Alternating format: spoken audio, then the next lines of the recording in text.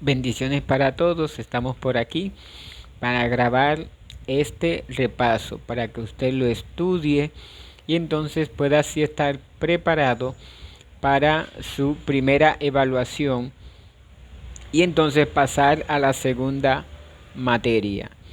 Este repaso tiene el propósito de mostrarle lo más importante de las clases que hemos dado. Vamos a orar para iniciar con este repaso. Oramos. Dios y Padre, gracias porque nos ha dado la oportunidad de estar aquí para continuar con el desarrollo de este diplomado. Que el Espíritu Santo siga siendo nuestro director y que su gracia cada día nos cubra y nos motive a estudiar la palabra de Dios y a vivirla. En el nombre de Jesús. Amén. Amén. Voy a tratar de llevar el mismo orden en que les di la clase para que si alguien lo va a ver no tenga que estar volando. La primera materia que dimos fue Introducción al Diplomado. Esta no va en el examen, puesto que en la Introducción al Diplomado aprendimos cómo nos vamos a ganar la nota de este diplomado. En eso se basó la Introducción al Diplomado, que es la primera clase. La segunda clase entonces tiene que ver con la primera materia, que es interpretación bíblica, o como muchos llaman, hermenéutica. ¿Qué debemos entender de la primera clase? Número 1, que es hermenéutica, es la ciencia que se encarga de interpretar textos. La hermenéutica entonces se divide en dos: hermenéutica general y hermenéutica específica. La general tiene normas y principios para interpretar un texto en general, cualquier texto.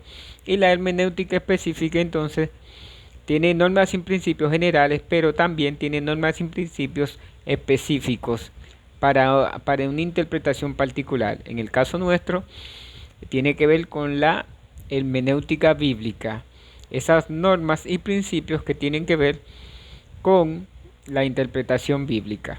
A eso también pudimos ver en esta materia qué es entonces interpretar. Interpretar es declarar el sentido correcto, sea de un texto, o también interpretar tiene que ver con declarar lo que una persona está diciendo, sea en un idioma diferente específicamente o aún en el idioma nativo.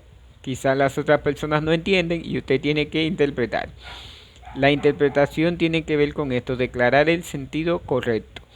En la palabra de Dios vimos que la Biblia habla de esto, de interpretar. El libro de Nehemías capítulo 8 lo citamos y allí habla de que Esdras, Nehemías y los sacerdotes daban el sentido correcto mientras hablaban de las escrituras. Es decir, las personas encargadas de enseñar al pueblo la interpretación correcta, el sentido correcto de la palabra de Dios son los líderes, dígase pastores, ancianos, sacerdotes, obispos. Todo el que dirige una iglesia tiene el deber de darle el sentido correcto, declarar el sentido correcto. No solamente eso, Ezequiel 44:23 dice que deben hacer diferencia entre lo santo y lo profano. No solamente declarar el sentido, sino establecer esa diferencia entre lo santo y lo profano.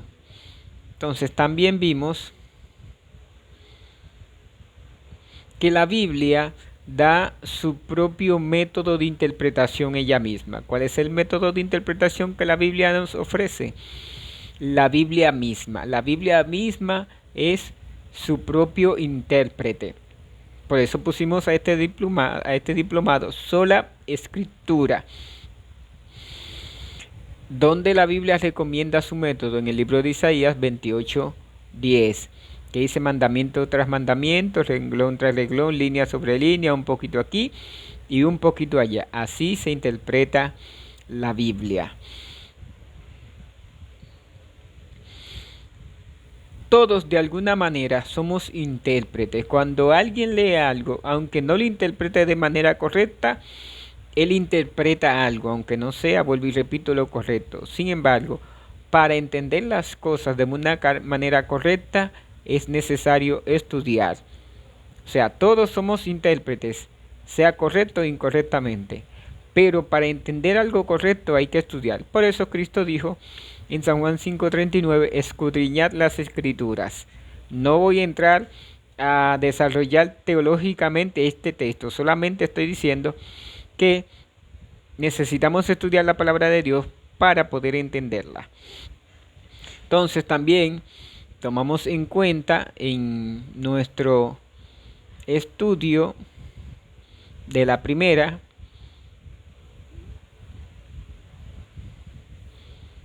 materia que es necesario estudiar la palabra de Dios. Hay aparentes contradicciones. Citamos allí el tema del caso del faraón, ¿verdad? Y aclaramos eso también con la parábola del sembrador, que el problema no está en la semilla, sino en los terrenos. Y pusimos el ejemplo de las 10 plagas. Las 10 plagas que fueron bendición para el pueblo de Israel, fueron maldición para el pueblo de Egipto.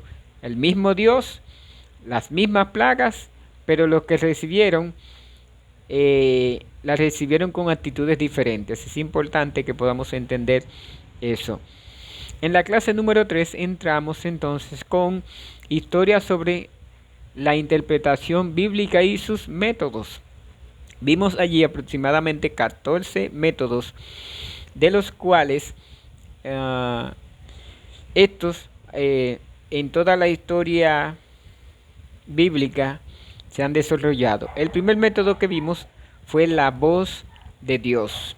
Adán y Eva se comunicaban directamente con Dios y entonces, si no entendían algo, tenían la libertad de preguntarle a Dios directamente.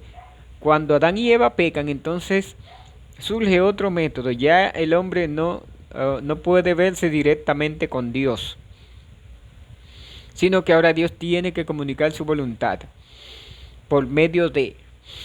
Y el siguiente método entonces viene a ser el sistema patriarcal. Adán, como padre en ese momento de sus hijos, tenían que comunicar la voluntad de Dios a sus hijos, enseñarlos. Después de este método entonces viene el método del sistema sacerdotal.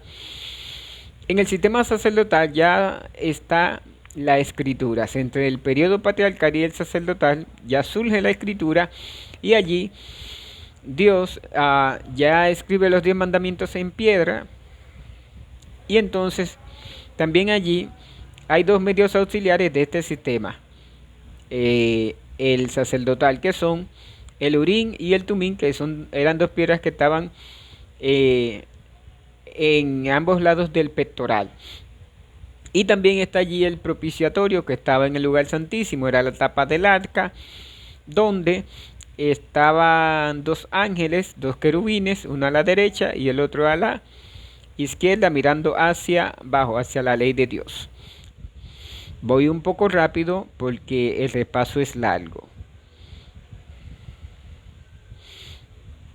Número 4 está el letrismo judío, que vimos que era un método, es el método cabalístico de los judíos, y tenía 3 medios auxiliares. Número 1 estaba la gematría, que era asignar un valor a las letras y bajo ese valor interpretar la Biblia. Número 2 estaba el notaricón, que eran los acrónimos que ellos hacían. Y número 3 estaba la temura. La temura no era más que cambiar las palabras de una letra para formar otra palabra, y así también ellos interpretaban. No voy a dar ejemplos por el tiempo. El siguiente método entonces es el alegórico. El método alegórico buscaba darle un significado al texto que no tenía.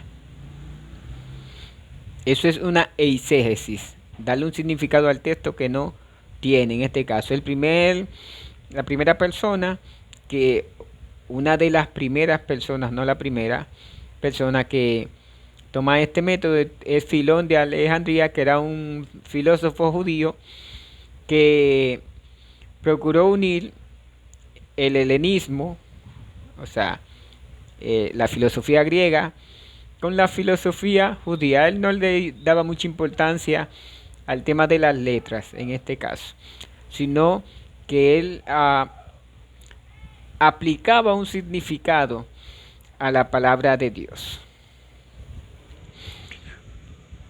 Entonces tenemos también como método número 6 la ley y la ley oral o la Mishnah. ¿En qué consistía este método?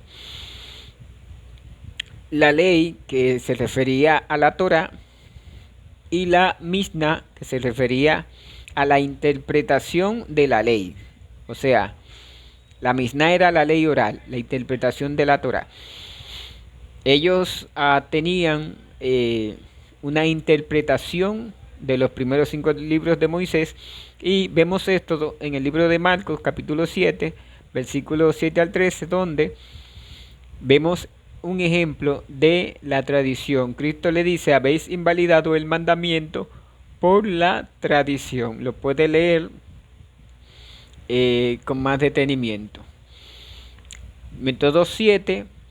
Cristo vuelve a lo que la Biblia dice, interpretar la Biblia con la Biblia misma. Por eso siempre dijo: escrito está, que es como debemos interpretar la Biblia.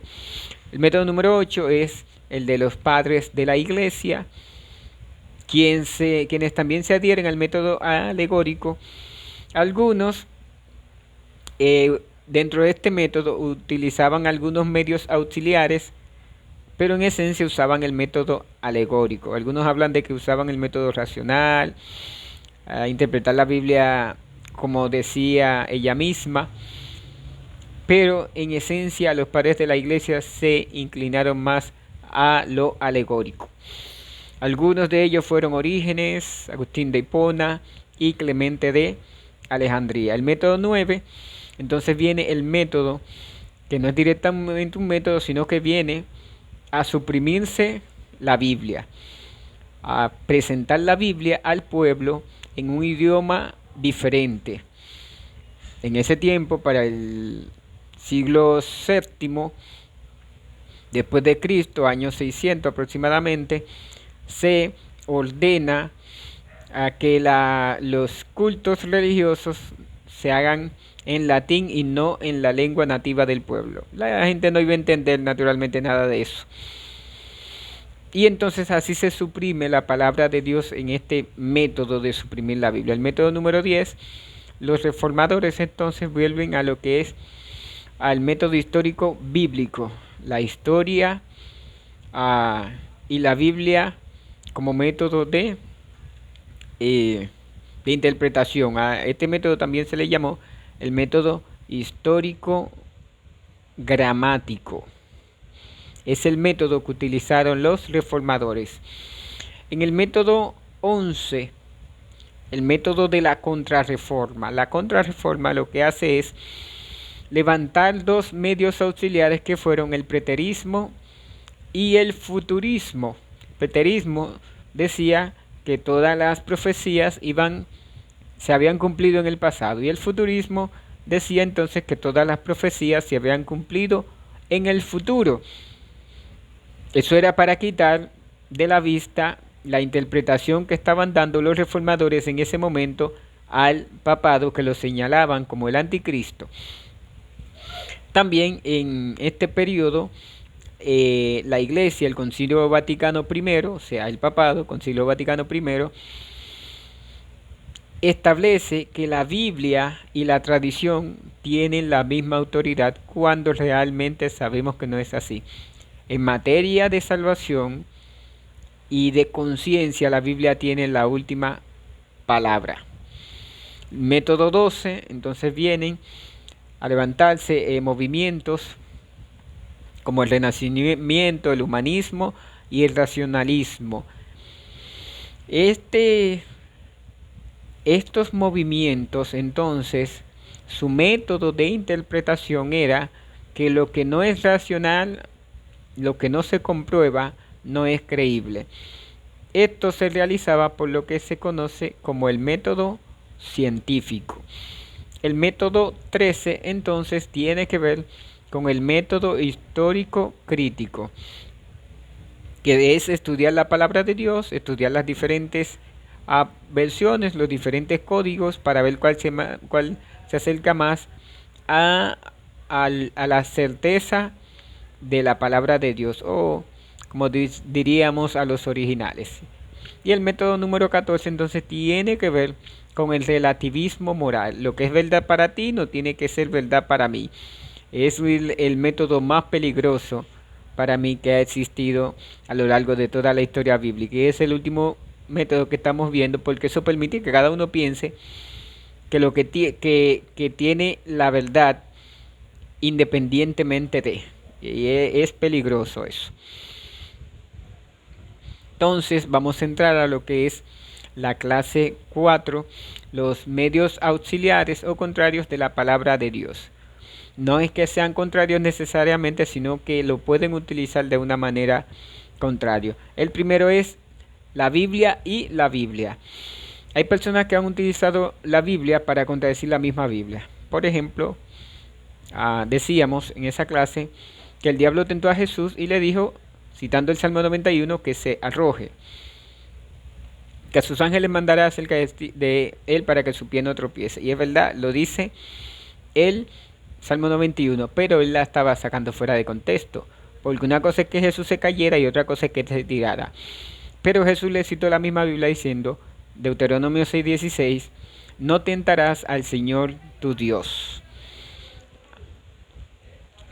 Medio número 2, la Biblia y los ángeles.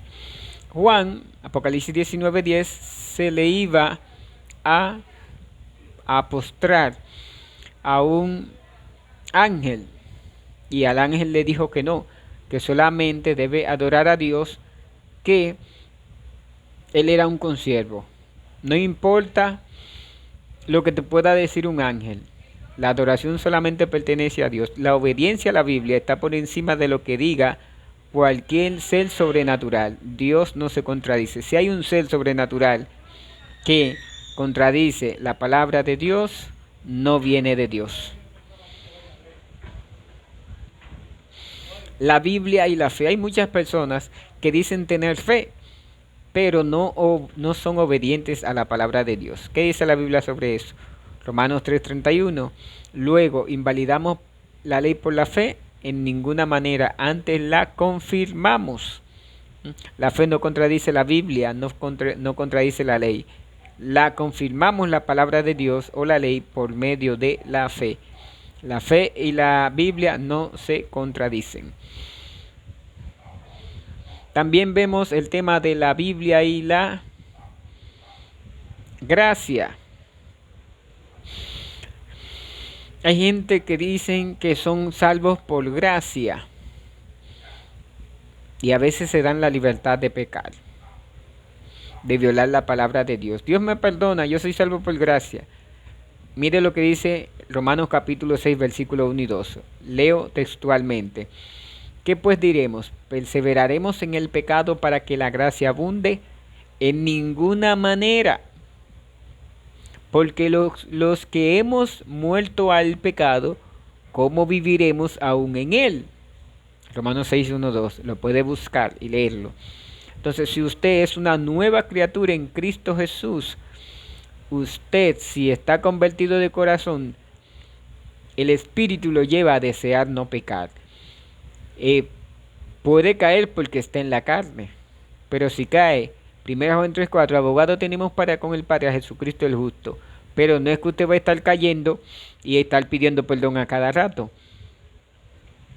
La Biblia y las obras. Las obras no nos salvan, pero la fe sin obra es muerta, dice Santiago 2:14 al 20. Entonces, Es necesario obrar. ¿Por qué se obra? Porque se es salvado.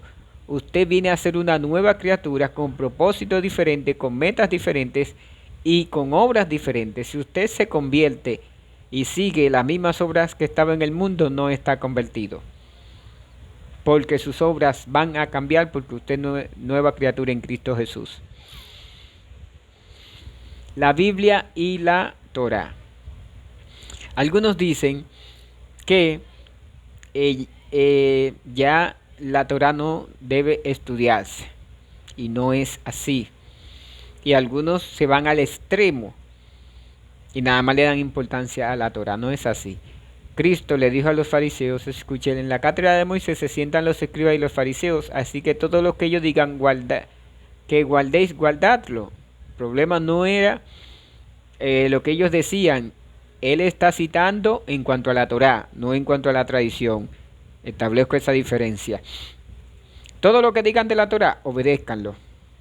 Ahora, sí hubieron cosas de la Torá, naturalmente, que sabemos que se cumplieron. Por ejemplo, el tema de Hechos 15 sobre la circuncisión.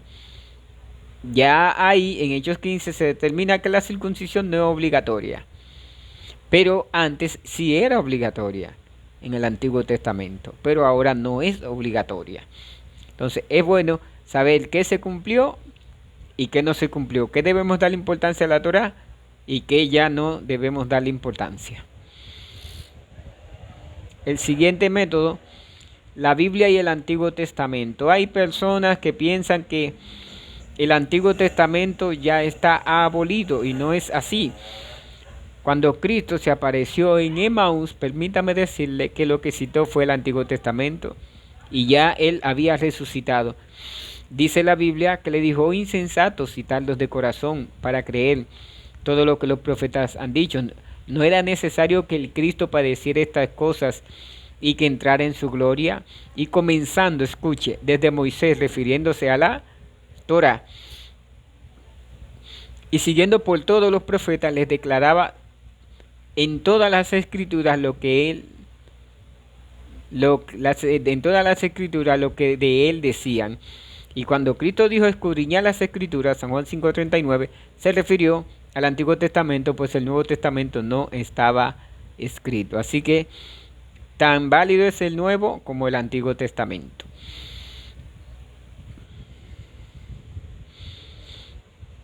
La Biblia y el Nuevo Testamento, entonces algunos se van al otro extremo y le dan tanta importancia al Antiguo que desconsideran el Nuevo. Sin embargo, el Nuevo es el cumplimiento de muchas cosas del Antiguo. No solamente eso. La vida de Cristo en el Nuevo nos enseña muchas lecciones y también tiene muchas profecías que tienen que ver con los postreros tiempos.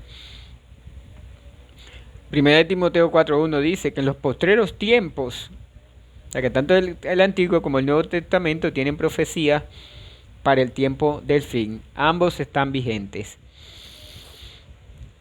La historia y la Biblia. La Biblia no debe contradecir la historia ni la historia la Biblia, en este caso. En escatología vamos a ver el libro de Daniel, el capítulo 2 y capítulo 7. Y vamos a ver cómo se interpreta este capítulo. Cómo lo que dijo el profeta Daniel se ha ido cumpliendo a lo largo de toda la historia. Y vamos a ver que la Biblia no contradice la historia, sino que la historia confirma lo que dice la Biblia. La Biblia y Jesús. Jesús no contradijo la Biblia, la apoyó. Marcos 7, volvemos a citarlo. Citó, honra a tu padre y a tu madre, pero ellos tenían una tradición que era Corbán, que si alguien desobedecía a su papá o a su mamá, llevaba su ofrenda al templo, era perdonado, pero habían desobedecido el mandamiento. Note que Jesús no contradice la Biblia, la confirma. Mandamiento quinto de la ley de Dios. La interpretación bíblica y la historia. Con esto nos referimos a la interpretación que usted tiene de la Biblia. Debe armonizar con la historia. Su interpretación bíblica debe armonizar con la historia, y eso lo veremos en el libro de Daniel, capítulo 9. Y por último, la Biblia y la cultura o la tradición. La Biblia está por encima de la tradición o la cultura. Es bueno que usted tenga eso presente. También Marcos 7 habla de eso. La Biblia y el Espíritu Santo. Todo espíritu que no confiesa que Jesús es venido en carne, 1 Juan 4, 1 al 3, no es de Dios. Usted se está dejando utilizar por el Espíritu Santo, no va a contradecir la Biblia, porque el Espíritu Santo fue quien inspiró la Biblia, entonces no va a contradecir. Segunda de Pedro 1, 19 al 21 dice que los santos hombres de Dios fueron inspirados por el Espíritu Santo. Entonces es importante que usted entienda esto. La Biblia y la razón. La razón no debe contradecir la Biblia. El apóstol Pablo dice en Romanos 12:1 que debemos presentarle a Dios un culto santo, agradable y racional. Racional. No que la razón va a estar por encima de la Biblia, que el culto sea racional, no algo irracional, porque la Biblia no va con el desorden, sino con lo racional bíblico, no con lo racional del hombre. Entonces vamos a ver ahora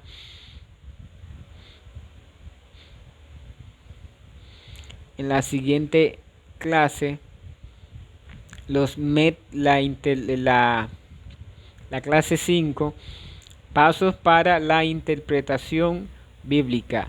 Primer paso es orar, ya lo dijimos, dedique tiempo a la oración. Segundo paso es leer el texto, léalo varias veces, si es posible, apréndalo de memoria. Tercer paso es utilizar diferentes versiones, es importante este paso, muy importante.